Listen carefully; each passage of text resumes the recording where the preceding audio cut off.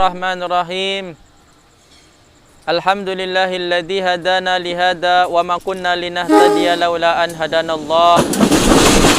Asyhadu an la ilaha illallah wahdahu la syarikalah, al-malikul azimul ghaffar, wa asyhadu anna Muhammadan abduhu wa rasuluh, asy-syafi'ul musyaffa'u fil mahsyar. Arsalahu Allahu basyiran wa nadhira wa da'iyan ila Allah bi'idnihi wa sirajan munira. Pemirsa channel Kebun Surga yang sama-sama mengharapkan keridhaan Allah Subhanahu wa taala, nikmat demi nikmat kita peroleh sehingga Allah Subhanahu wa taala memberikan kita kekuatan dalam melaksanakan apa yang menjadi perintah Allah Subhanahu wa taala. Wajiblah kita bersyukur kepadanya karena dialah Allah yang memberikan kita banyak nikmat. Pemirsa channel Kebun Surga yang dirahmati oleh Allah Subhanahu wa taala, hal-hal yang membatalkan puasa. Yang pertama yaitu memasukkan sesuatu kepada 5 lubang. Apa saja 5 lubang itu?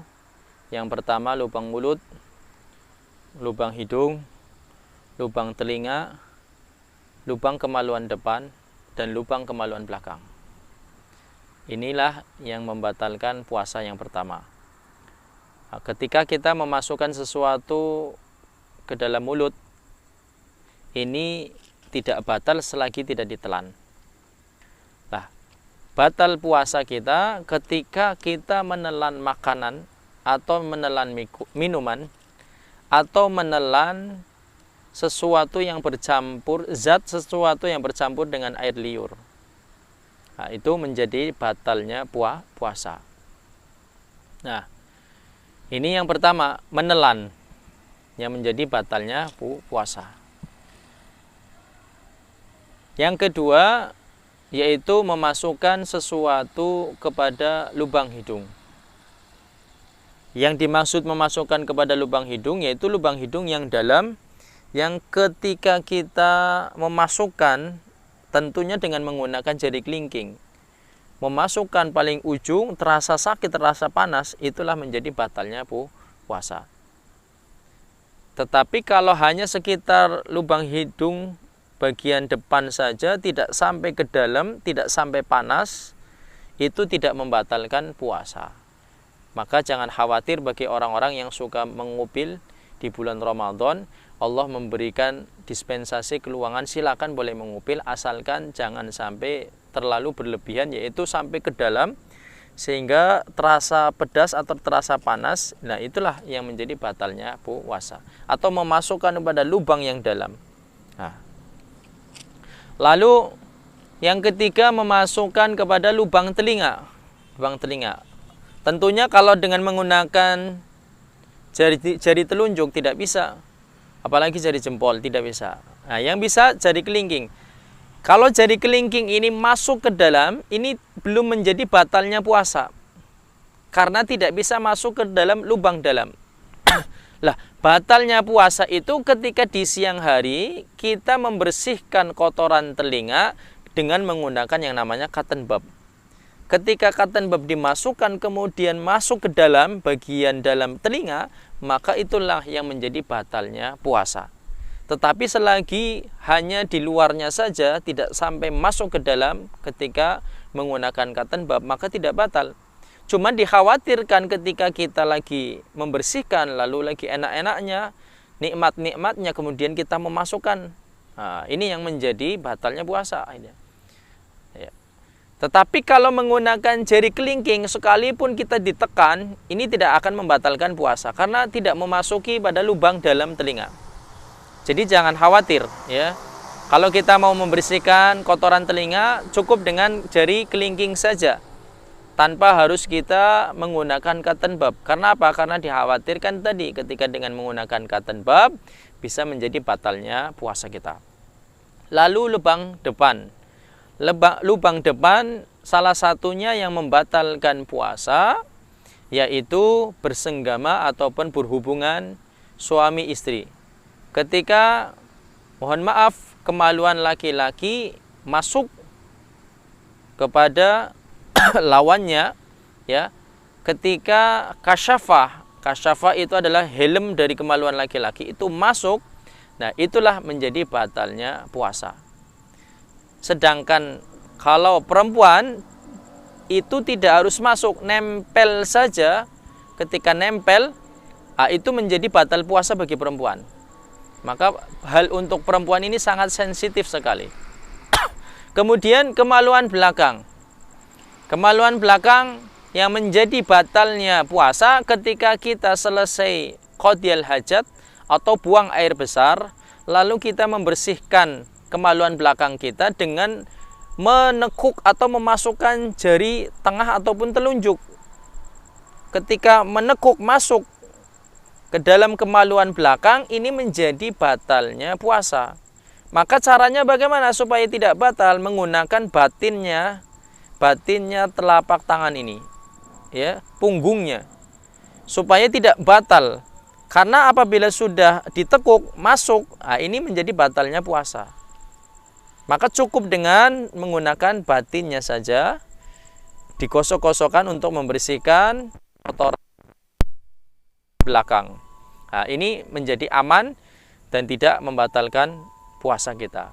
Nah, ini 5 lubang. Inilah 5 lubang menjadi batalnya puasa. Tadi lubang mulut, lubang hidung, telinga, lubang kemaluan depan, dan lubang kemaluan belakang.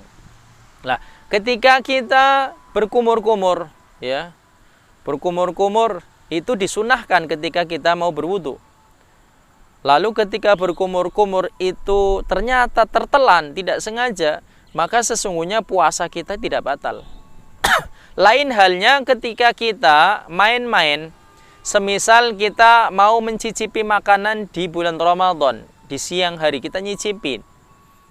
Ketika itu kita tidak mau menelannya, tapi tidak tahu kenapa ketika datang teman kita mengageti kita dari belakang, lalu makanan yang kita cicipin itu yang seharusnya kita mau buang ternyata masuk, itu menjadi batalnya puasa. Karena itu hal yang dimakruhkan. Sedangkan wudu hal yang disunahkan. Ketika hal yang disunahkan tertelan dengan tidak sengaja, maka puasanya tidak batal. Tetapi kalau hal makruh kemudian tertelan, maka puasanya batal. Nah, oleh karenanya bagaimana ketika air liur tertelan? Air liur ketika tertelan nggak apa-apa, nggak membatalkan puasa. Sekalipun air liur kita kumpulkan di mulut kita sampai penuh, kemudian kita telan lagi, ini tidak membatalkan puasa kita. Lain halnya ketika air liur ini sudah keluar dari mulut, contoh, misalnya ini misal saja, ada seseorang yang menadahi atau menaruh ludahnya di gelas, dikumpulkan sampai penuh, kemudian diminum, itulah batal puasanya. Karena sudah terpisah dari mulut. Atau bercampurnya, tertukarnya air liur. Ya, contohnya seperti ini. Ini hal suami istri. Ketika suami istri berciuman, kemudian tertukar air liurnya di siang hari, dan ketika itu air liurnya tertelan, maka puasanya batal. Karena apa? Karena tertukar air liurnya antara laki-laki dan perempuan, itu yang menjadi batalnya. Atau dahak, dahak ketika kita batuk keluar dahak di siang hari, kalau sudah keluar batasan makhorijul huruf kho, kemudian kita telan lagi, maka puasa kita batal. Tetapi kalau dahak itu belum keluar sampai batasan makhorijul kho, masih di dalam kerongkongan, kemudian kita telan lagi, itu tidak membatalkan puasa kita. Nah, ini yang pertama, memasukkan kepada 5 lubang. Lalu yang kedua, muntah dengan sengaja. Ya, muntah dengan sengaja. Ya, contohnya sengaja nyium-nyium sesuatu yang membuat mualnya perut. Misalnya nyium apa yang kurang sedap, sehingga dengan itu dia muntah dengan sengaja, ini batal puasanya. Kalau muntah tidak disengaja, ketika dia naik kereta, ya mabuk perjalanan, dia sering muntah-muntah, Ketika itu dia naik ternyata muntah, itu tidak disengaja, maka puasanya pun tidak batal. Asalkan ketika dia muntah jangan langsung menelan ludahnya. Kenapa? Karena masih bercampur dengan air utah-utahan. Maka caranya ketika dia muntah, janganlah menelan ludah terlebih dahulu sebelum dia berkumur-kumur membersihkan anggota mulutnya sehingga bersih, barulah puasanya tidak batal. Tetapi kalau setelah muntah dia menelan ludah yang bercampur dengan air utah-utahan itu, maka menjadi puasanya batal. Nah, ini sarannya ketika orang yang tidak sengaja muntah, maka segera langsung ambil air putih, kumur-kumur, kemudian dikeluarkan lagi. Nah, setelah itu dia mau menelan ludahnya nggak masalah, karena sudah tidak bercampur lagi, karena sudah suci, ya, tidak ada najis lagi, sehingga tidak akan menjadikan batalnya puasa. Lalu yang ketiga yaitu hilang ingatan. Hilang ingatan, entah itu seperti penyakit ayan, tiba-tiba ayannya kumat di siang hari, itu batal puasanya. Atau dia pingsan, jatuh, gak tahu kenapa, tahu-tahu dia pingsan. Ya, dilihat dulu. Kalau pingsannya sempat dia sadar, maka puasanya tidak batal. Tapi kalau dia pingsan, ya misalnya pingsan dari fajar sampai maghrib, dia pingsan terus nggak sadar-sadar, maka puasanya batal. Tapi kalau di pertengahan dia sempat sadar, mungkin di waktu duhur dia sadar, kemudian dia tidak sadar lagi, nah itu masih rukhsah bagi dia, masih dianggap puasa. Karena ketika itu dia masih sadar. Nah, atau gila seketika. Nah, seseorang yang mungkin punya penyakit bawaan, tahu-tahu gila seketika, maka puasanya batal. Kemudian yang keempat, haid, khusus bagi perempuan. Kemudian nifas. Kemudian wiladah, melahirkan. Ya. Kemudian yang ketujuh yaitu berhubungannya suami istri di siang hari. Kemudian yang kedelapan yaitu murtad, keluar dari Islam. Ketika seseorang keluar dari Islam, maka seketika itu puasanya batal. Inilah yang membatalkan puasa.